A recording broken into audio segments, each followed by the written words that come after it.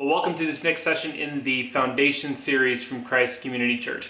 In the past sessions, we've talked about theology and about God and who God is and how we know anything about God.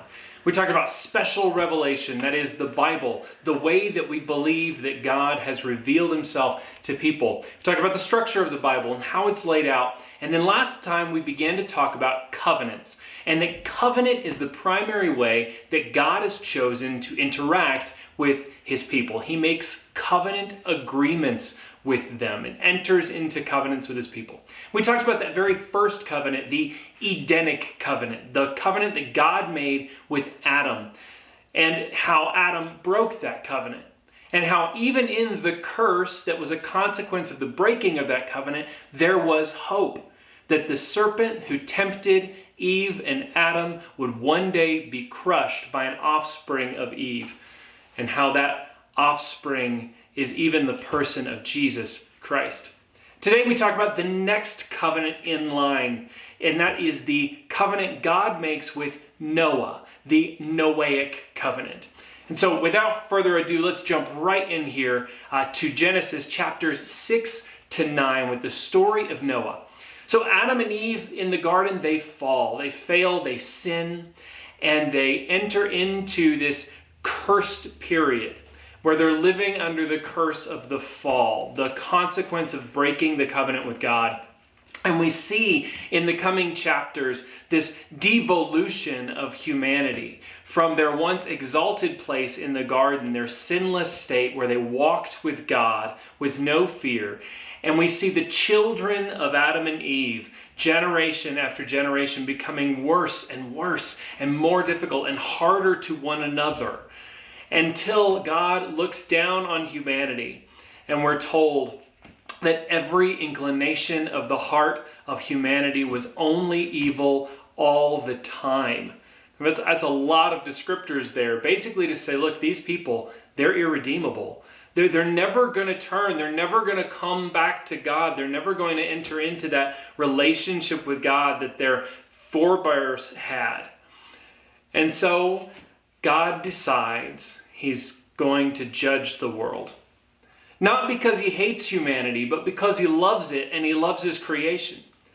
You see, the story of Noah and the ark, oftentimes we think of it as a children's story, with all the animals parading into the ark, and you see it on flannel graphs and you see it cutely illustrated in children's Bibles. But make no mistake, the story of Noah and the flood is tragic. It is not a kid's story. This is a story in which the God who made the world and made humanity is so grieved, so broken by the state of his creation that he sees no choice. He sees no future unless he starts all over with a clean slate. God is brokenhearted over the state of the world and over the state of humanity, and he doesn't see a way forward without scrapping it all and starting fresh. And that's what he does in the flood. God decides he's going to send a flood to cover the earth, to wipe out all of sinful humanity except for one family. He calls out to this guy named Noah with his sons and his daughters-in-law and his wife, and says, Noah, I'm going to save you. I'm going to hold you out. Now we learn in later stories that Noah and his family are by no means perfect. They are sinful, just like the rest of humanity, and yet God in his grace chooses to save Noah, to make him and his family the remnant of humanity that will start everything over again. That's what the story of Noah is about. And so God does this. He tells Noah to build a boat, an ark that will hold 2 of every creature that walks the earth, a male and female pair, more of some birds and more of some animals that Noah and his family will need to eat during their sojourn on the ark. And then after the boat is complete and the animals and the family are loaded into the boat, God sends rain to pour down from heaven, and it floods the earth and wipes out humanity, wipes out the earth. And for 40 days, Noah and his family are on this ark on the flood waters, waiting for the waters to recede.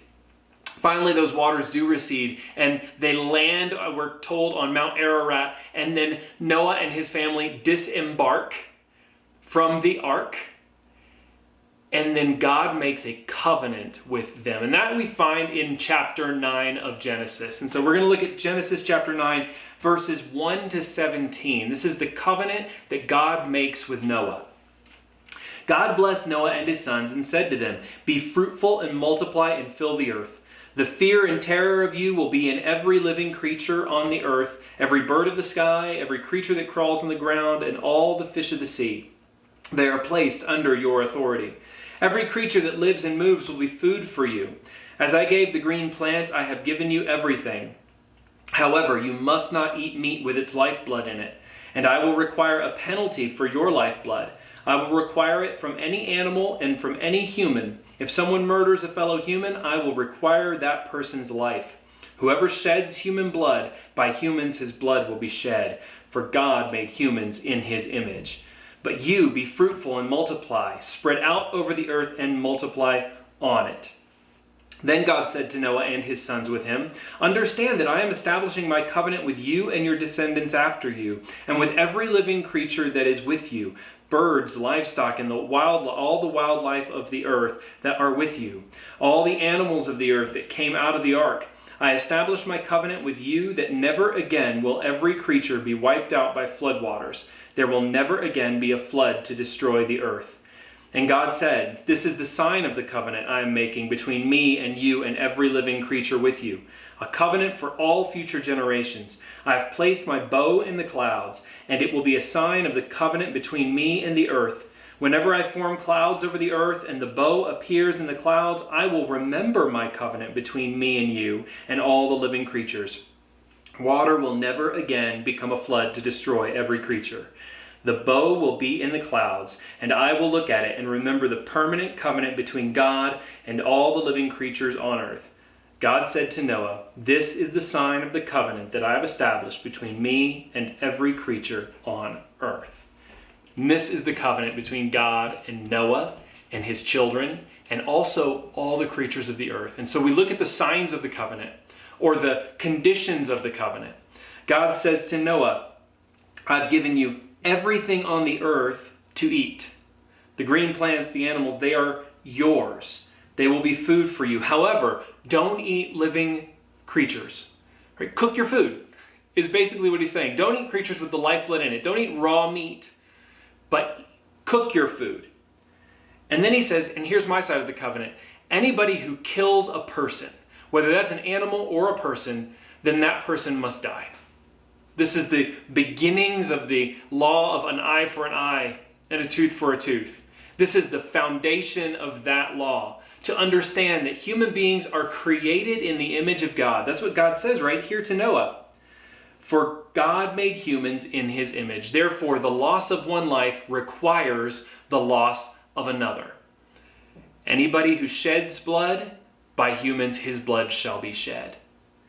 And then God goes on to tell Noah that he and his family are to spread out into the earth and multiply the earth. Multiply on the face of the earth, just as he told Adam and Eve. And then God says, here's the sign. Here's the sign of the covenant that I make with you. This covenant that the earth is yours. The plants, the animals in it, they are all yours. The fear of you will be in the animals. I give you the green plants to eat. I give you the animals to eat. And if anyone made in my image should shed the blood of anyone else made in my image, then their blood should be shed as well. You are so precious to me. I'm not going to allow what happened before the flood to happen again. There will be retribution for murdering. And this is the sign. The sign is, I'm going to hang my bow in the clouds. Now this we know is the rainbow. The multicolored rainbow that we see after a thunderstorm or after a rainstorm. The prism of colors as the light works through the water droplets and flows to our eyes. This is the sign that God has made a covenant with Noah and all the creatures of the earth. Now in Hebrew, there's not a different word for rainbow and battle bow. In Hebrew, when God says, I'm going to hang my bow in the sky, the word that is used for bow is the same as the word that's used for a war bow, for a bow and arrow, a battle bow. And when you look at the rainbow and you see it hanging there, God's going to remember when he sees that bow hanging in the sky that I have once destroyed the earth by water and I will not do it again. Notice the way the bow is pointing though. Straight up into heaven. Straight up to the throne of God himself. And remember the terms of the covenant. If anyone sheds blood, then by man his blood shall be shed. That is a life for a life. People are so precious that the shedding of blood, the taking of life, requires the taking of another life. And there would come a time when God would look down on humanity, would look down on human history and say, this is bad, I've got to do something about this. There would come another time later in human history when God would look down and say, I must intervene. I must do something about the state of the world.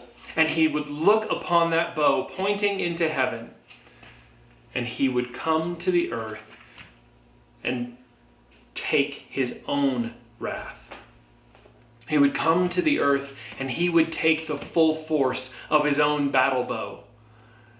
Jesus Christ would come to the earth to take upon himself the sin of the whole world and offer his own life for the lives of humanity. He would trade life for life, the life of the eternal God wrapped in human flesh to redeem humanity, taking the force of God's battle bow on himself so that neither you nor I need to feel the brunt of God's wrath. Jesus took it all. And so now we who live and follow Jesus, we no longer need to abide by life for life.